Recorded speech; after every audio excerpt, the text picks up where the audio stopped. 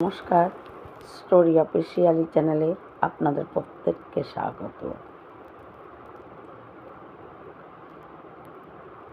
আজকে আমি মহাভারতের একটু কথা বলবো। মহাভারতের দ্রোণাচার্য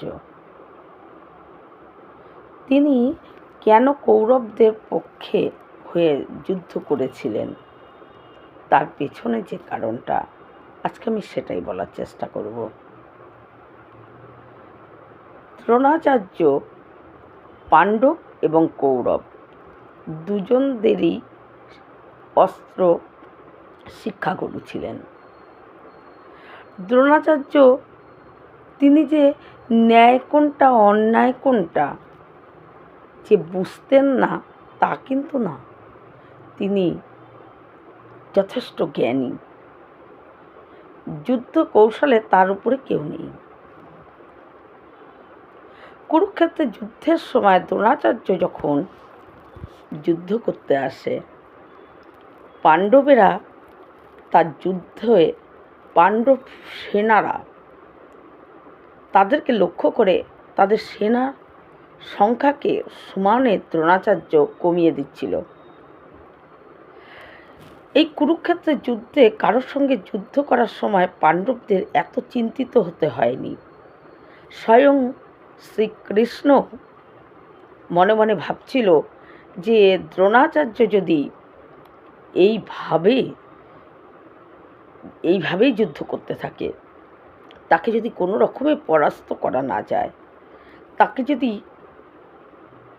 এই যুদ্ধ না ঠেকানো যায়, তাহলে এই কুরুক্ষেত্রের যুদ্ধের পরিণাম অন্যরকম হয়ে যেতে পারে। ভগবান সেও চিন্তিত হয়ে যায়। দ্রোণাচার্য এমন যোদ্ধা ছিলেন, তিনি অস্ত্রগুরু, যা পাণ্ডব কৌরবদেরকে যিনি এই অস্ত্রবিদ্যা দান করেছেন, তাহলে সেইভাবে যুদ্ধ করতে করতে পাণ্ডব সৈন্যদের তারা দ্রোণাচার্যের সামনে কেউ টিকে থাকতে পারছিল না। কিন্তু দ্রোণাচার্য এই রকম যোদ্ধা ছিলেন। আসলে দ্রোণাচার্য কেন তিনি বুঝেছিলেন, তিনি ভরা সবাই যখন দ্রৌপদীর বস্ত্র হরণ করা হয়, দ্রোণাচার্য কিন্তু সেখানে ছিল, কিন্তু তিনি মুখ থেকে একটা কথাও বলেনি।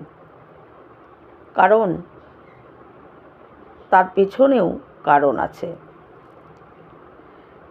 যদিও সেটা অন্যায় যে করে আর অন্যায় যে সয়, দুজনই একই অপরাধ হয়, কিন্তু নিজের অপরাধ হচ্ছে ভেবেও তিনি তবুও মুখ খুলেননি।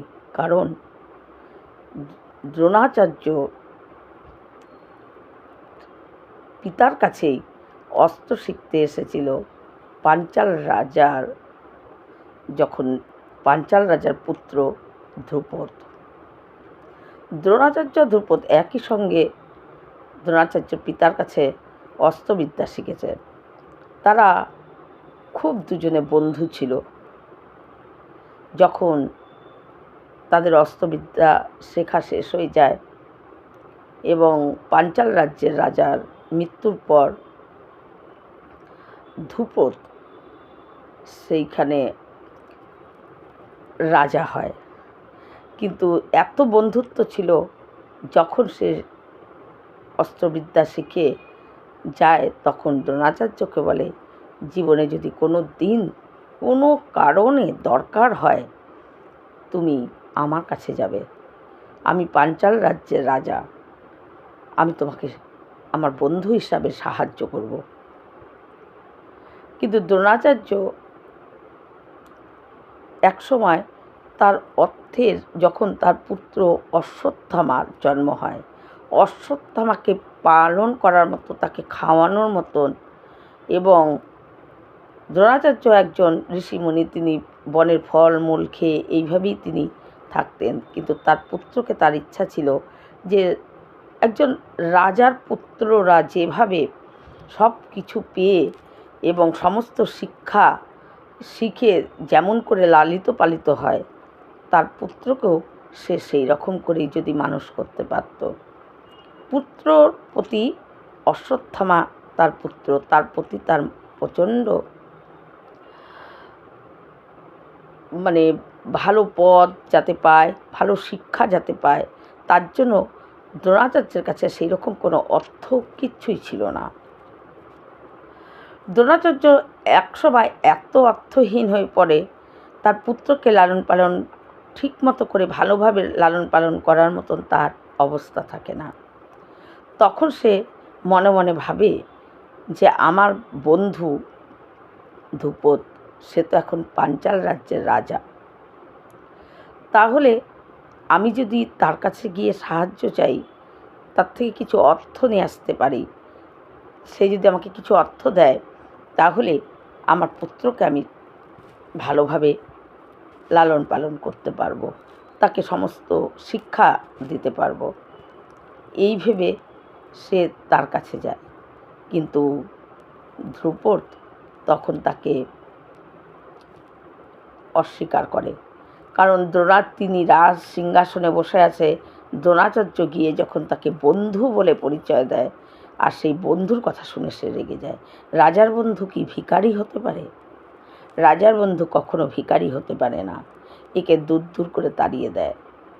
দ্রোণাচার্যর ভিতরে সেই দিন থেকে বাইরে শান্ত হলেও তার হৃদয়ের ভিতরে প্রতিশোধের একটা আগুন জ্বলতে থাকে।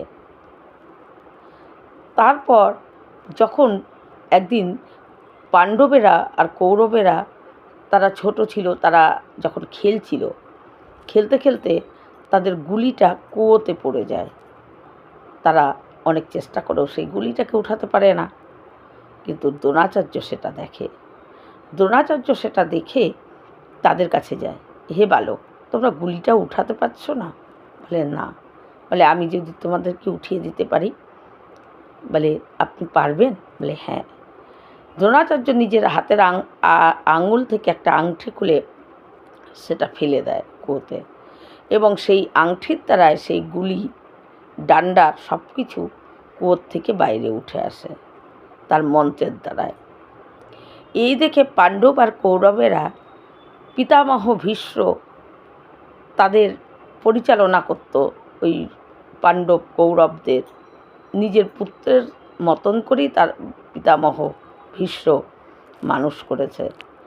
তখন তারা এসে বলে যে আমরা অস্ত্রবিদ্যা যদি এর কাছে শিখতে পারি, তাহলে এর এত আমরা দেখলাম আমাদের গুলি কুয়োর থেকে উঠিয়ে দিল, এ এতটা বিদ্যা জানে। তখন যখন ভীষ্ম বলে কোথায় সে, বলে ওই পাণ্ডব আর কৌরবেরা দ্রোণাচার্যের কাছে তাকে নিয়ে যায়।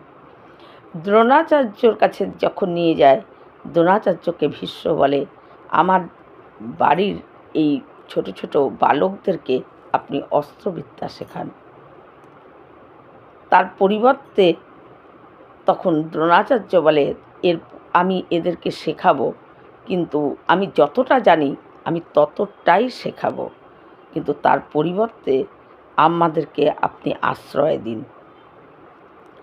তখন ভীষ্ম কী করে, ওই হস্তিনাপুরেরই একটা ঘর এবং তাদেরকে দিয়ে দেয় থাকা খাওয়া সমস্ত কিছু। এমনকি ওই বালকেরা যেমনভাবে ছোটোবেলার থেকে পাণ্ডব কৌরবরা যেভাবে মানুষ হয়েছে, তাদের সাথে অশ্বত্থামাও সেইভাবেই লালিত পালিত হয়েছে। ভালো ভালো পোশাক, ভালো ভালো খাবার সব কিছু পেয়েছে। আর ওই দ্রোণাচার্য এই কারণেই তিনি ন্যায় অন্যায় সব কিছু জানতে পেরেও তিনি কৌরব পক্ষের হয়ে যুদ্ধ করেছে, কারণ তার মনের মধ্যে ইচ্ছা ছিল আমি যদি কৌরব পক্ষের হয়ে যুদ্ধ করি, দুর্যোধন হয়তো আমার পুত্রকে যে কোনো একটা ভালো পদ আমার ছেলে পেতে পারে। তাই পুত্রের এই ভালো পদের আশায় অন্যায়কে সে চোখ বন্ধ করে, মুখ বন্ধ করে তিনি সহ্য করেছে। কিন্তু কথায় আছে অন্যায় যে করে আর অন্যায় যে সয়, দুজনেই সমান অপরাধী। তাই সেই যখন নাকি ওই কুরুক্ষেত্রের যুদ্ধের সময় দ্রোণাচার্য যুদ্ধ পাণ্ডবদের সৈন্য কমে যায় এবং সেদিনকে যুদ্ধ সন্ধ্যা হয়, ধর্মযুদ্ধ নিয়ম সন্ধ্যা অবধি হওয়া, তার আগেই শেষ হয়ে যেত।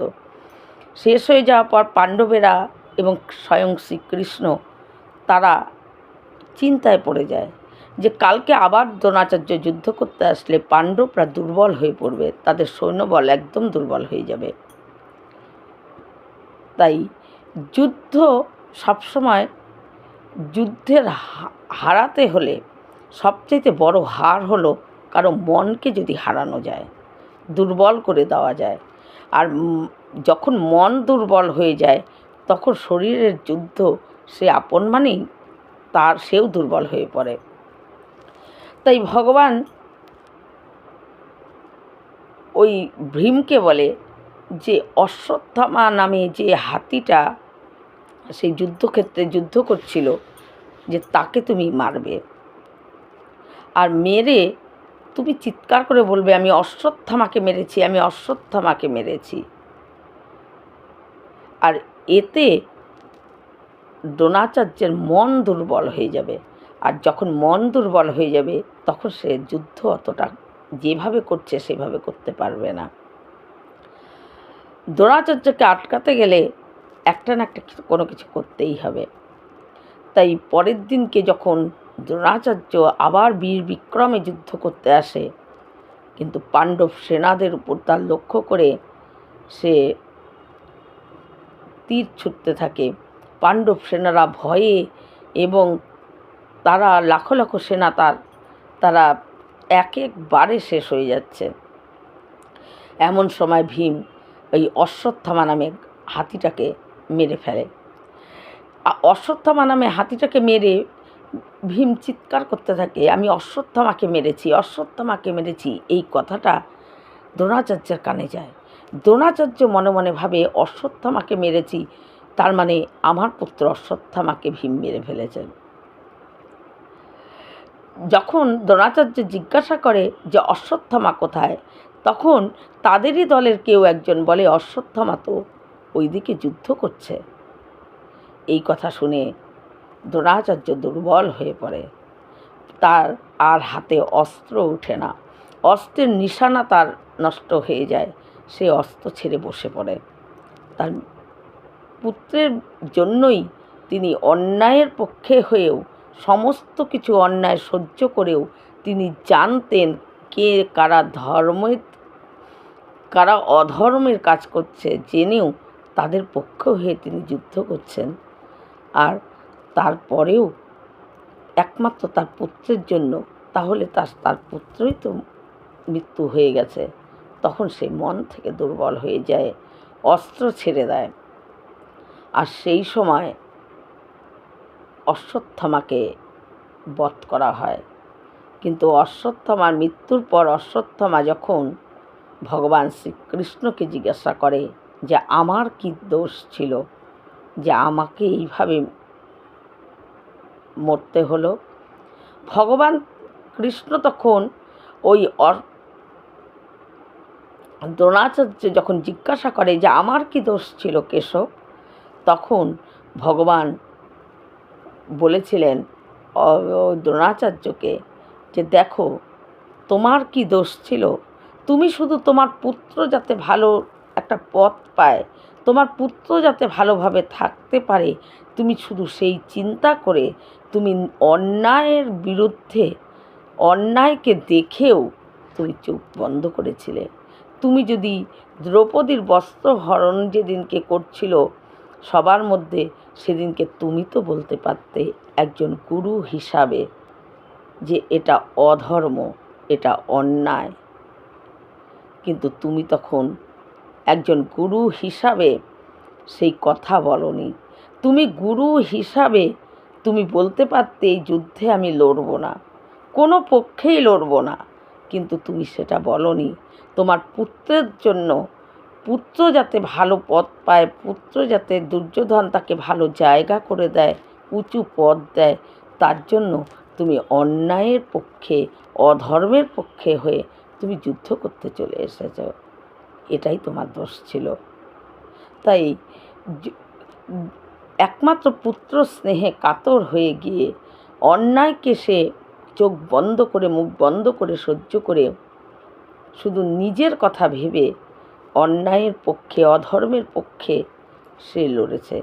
তাই শাস্ত্রে বলা হয় যে যদি আমার একটু কিছুদিনের জন্য যদি আমার কোনো সমস্যাও হয়, কোনো অর্থর ক্ষতি হয়েও যায়, তবুও সত্যটাকেই ধরে রাখা উচিত, ধর্মটাকে মেনে চলা উচিত। একদিন না একদিন ধর্মের জয় হবেই। সত্য মিথ্যা কোনো দিন কিছুদিনের জন্য তাকে উঁচু আসন দিলেও চিরস্থায়ী সেই আসনে সে থাকতে পারে না। কিন্তু ধর্ম যখন জেতে তখন সে স্থিরভাবে, স্থায়ীভাবে সে আসন সে পায়। তাই অন্যায় করলেও যেমন যে অন্যায় করে সেও দোষী, যে অন্যায়কে সহ্য করে সেও ততটুকু একই সমান দোষী। এই রকম ভিডিও পাওয়ার জন্য আমার চ্যানেলটিকে সাবস্ক্রাইব করবেন। নমস্কার।